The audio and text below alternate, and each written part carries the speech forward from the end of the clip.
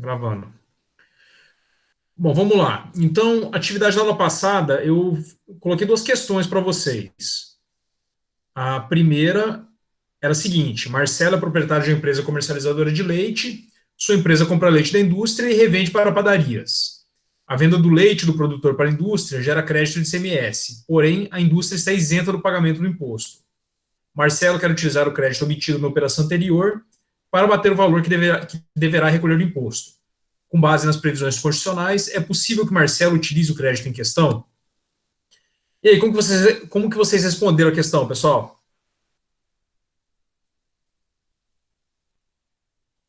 Professor, eu fiquei com um pouco de dúvida nessa questão, porque eu não sabia, não soube dizer se Marcelo poderia, porque a indústria ela é isenta, ou se ele realmente poderia. Eu me confundi nessa questão, não sei te responder.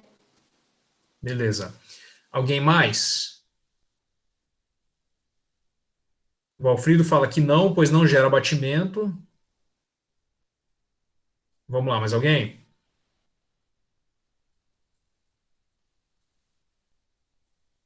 Professor, eu abri aqui agora, o senhor está falando da questão do Marcelo. Isso, da questão do Marcelo. A 1 eu coloquei que, não sei se está certo, né? Eu coloquei que sim, nos termos do artigo 155, inciso 2, parágrafo 2º, o imposto será não cumulativo, compensando-se o que for devido em cada operação, relativa à circulação de mercadorias ou prestação de serviço. Então Aí você eu falo, colocou que o Marcelo poderia utilizar o crédito em razão da não cumulatividade. exatamente. Tá. Não sei se está correto, mas foi o que eu encontrei, né? Vamos. Professor, Oi, Letícia. no meu, na hora que eu fui responder a questão, eu fiquei com um pouco de dúvida, porque eu li o artigo 10, eu acho, da Lei Complementar 87. Ele fala que é assegurado o direito à restituição do valor do imposto pago por força da substituição tributária, né?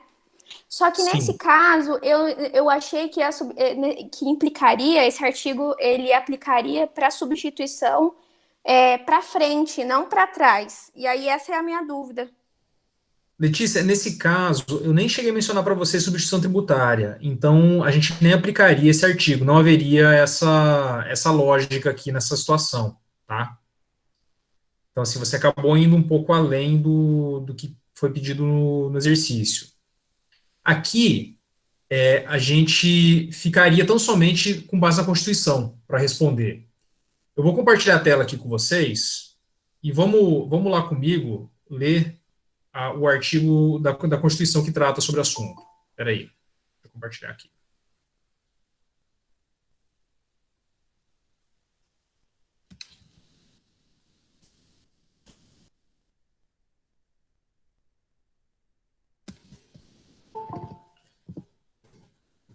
Vocês estão conseguindo ver minha tela, pessoal? Sim. Sim, professor. Beleza, então vamos lá. No artigo 155 da Constituição, parágrafo 2º, ele fala o seguinte: o ICMS atenderá ao seguinte: será não cumulativo, compensando-se o que for devido em cada operação relativa à circulação de mercadorias ou prestação de serviços, com o montante cobrado nas anteriores pelo mesmo ou outro Estado ou pelo Distrito Federal. Daí a gente vai lá para o inciso segundo. Então, esse inciso primeiro, ele estabelece a não cumulatividade. A gente já falou bastante sobre a não cumulatividade, acho que está tranquilo para vocês. Alguém tem dúvida com relação ao que é a não cumulatividade? Não? Não, Bom, professor. vou continuar aqui então.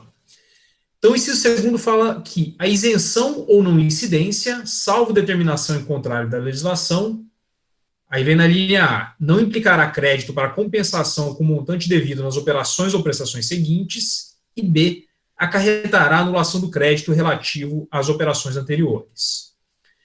Então, pessoal, a regra geral no ICMS é que se a gente tem uma isenção no meio da cadeia, aquele crédito que é decorrente de um pagamento realizado atrás dessa cadeia, ele não poderá ser utilizado e ele será extinto.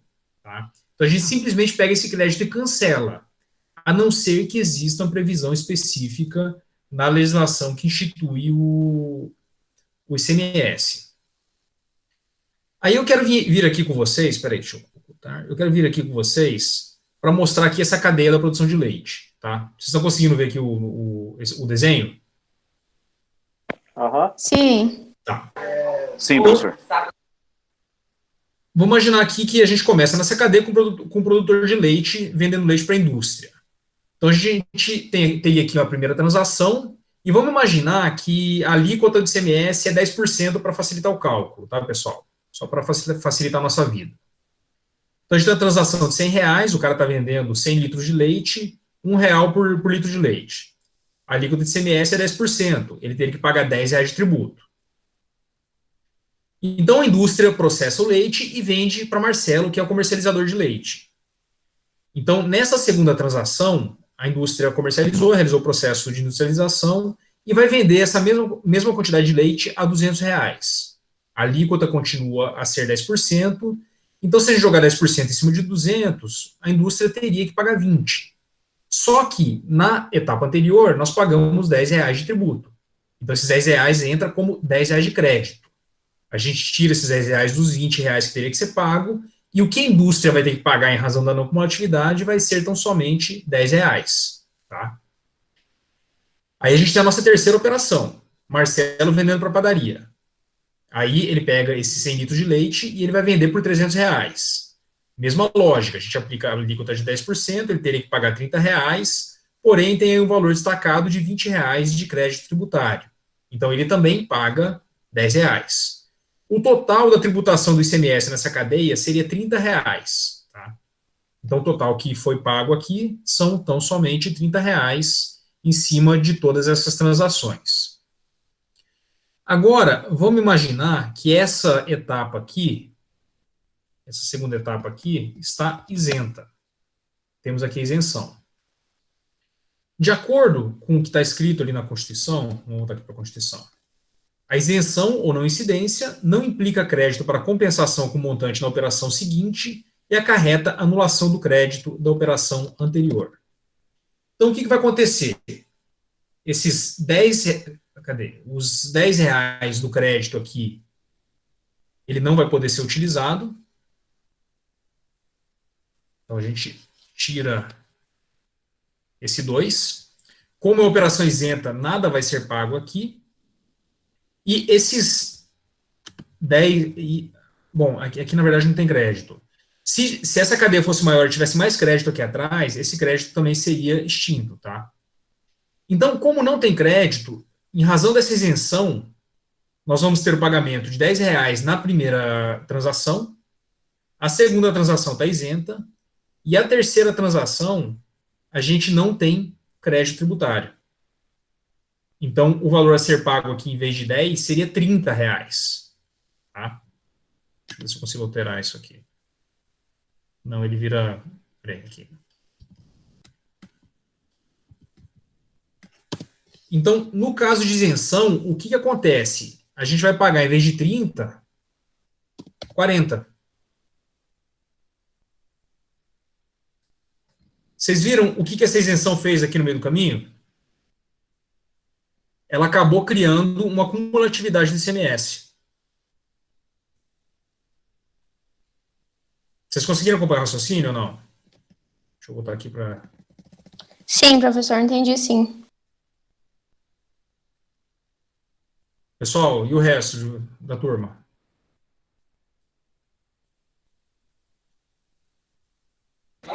Sim, professor. Deixa eu ver se tem um comentário. Beleza. Então, aqui nesse caso, qual que é a nossa resposta?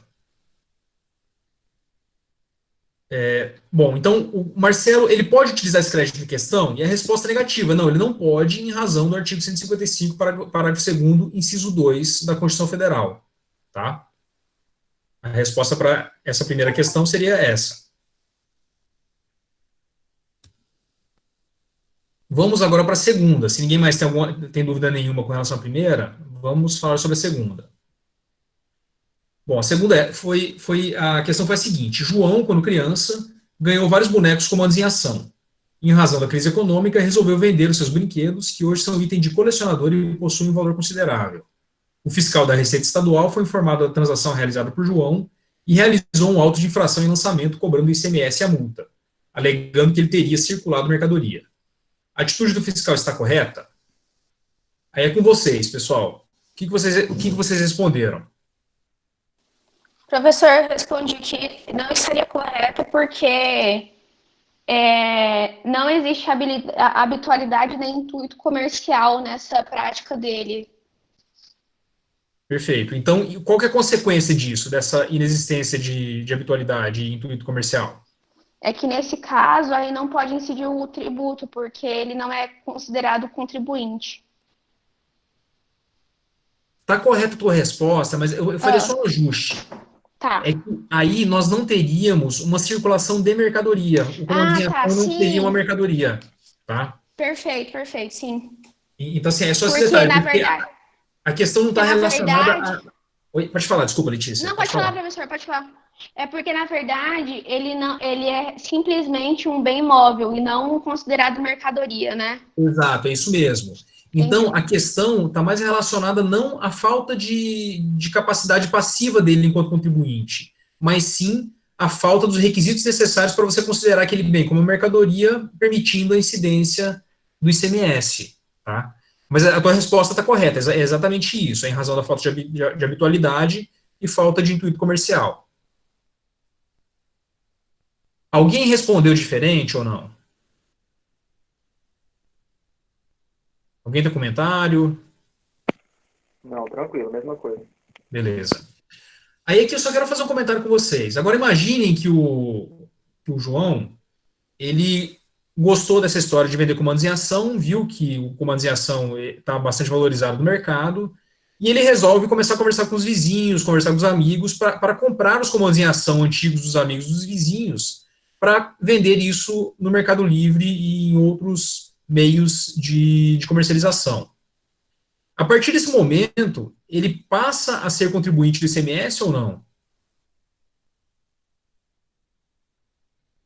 que vocês acham? Eu acho que não. Por quê, Reginaldo? Porque ele não é contribuinte, não é? Correto?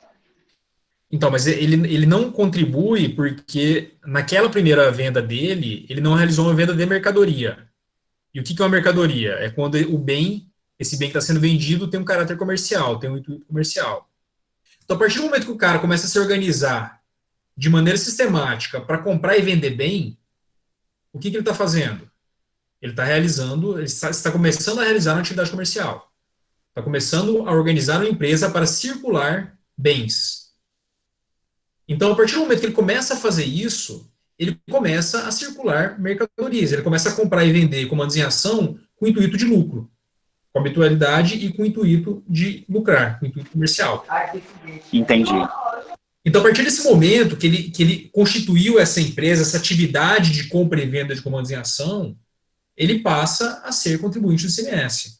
Então, se ele não se regularizou perante a Receita Estadual, o fiscal da Receita Estadual ele pode chegar nesse comércio do João E atuar.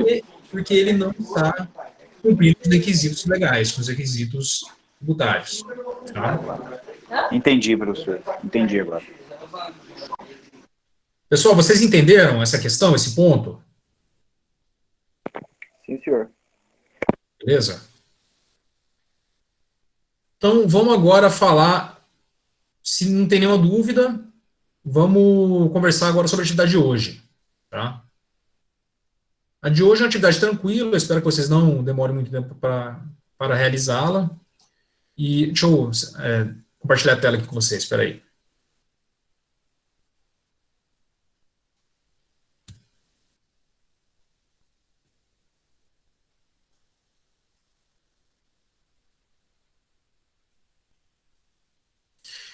Então, a questão é a seguinte: o município de Campo Grande, por meio de lei, em março de 2018, instituiu o imposto sobre serviços, sobre aluguel de carros e sobre a realização de serviços de tatuagem. Em dezembro de 2018, o fisco municipal autuou uma locadora de veículos que não havia pago ISS. No mês seguinte, uma empresa de tatuagem também foi autuada pela mesma razão. Com base no exposto, responda os seguintes itens. 1. A autuação sobre a locadora de veículos está correta? Explique. 2. É possível a instituição de ISS sobre serviços de tatuagem? E 3. A autuação sobre a empresa de tatuagem está correta? Aqui, pessoal, eu quero que vocês utilizem tanto o que nós discutimos na aula de segunda, como o que a gente viu em princípios. Então, uma dessas questões vocês vão utilizar princípios também. Tá? Eu coloquei aqui uma decisão, o recurso extraordinário 446003 na minha página, para que vocês leiam para responder a questão. Eu queria que vocês lessem também a Lei Complementar 116. Beleza? Beleza, professor. Pessoal, alguma outra dúvida com relação à aula de segunda, alguma outra questão que vocês querem discutir ou não?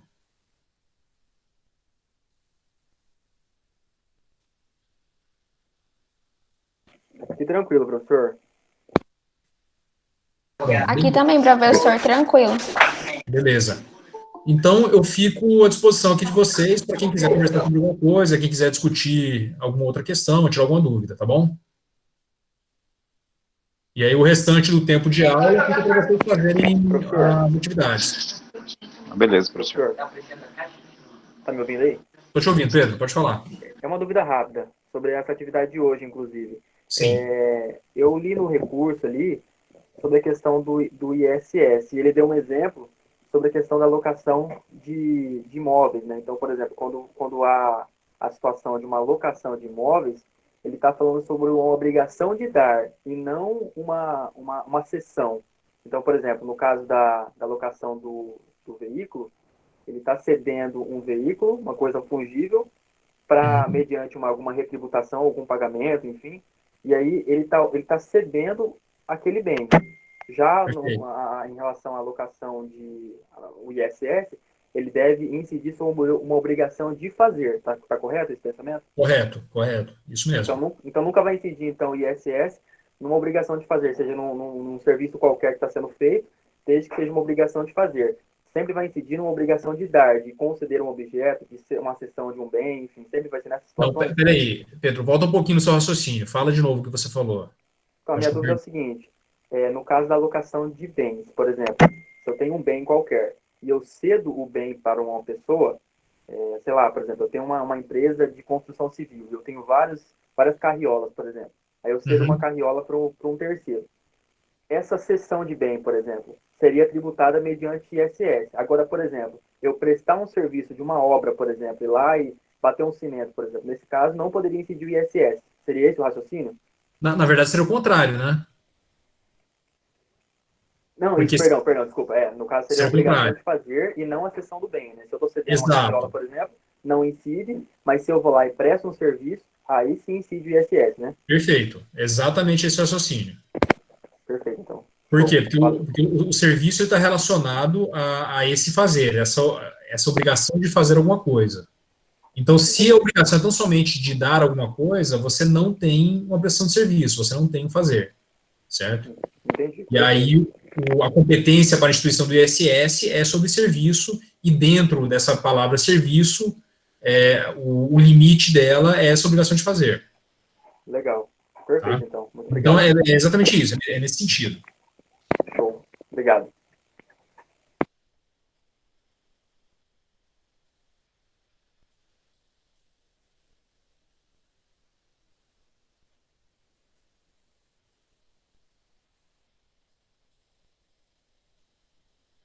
E aí, pessoal, mais alguma dúvida ou não?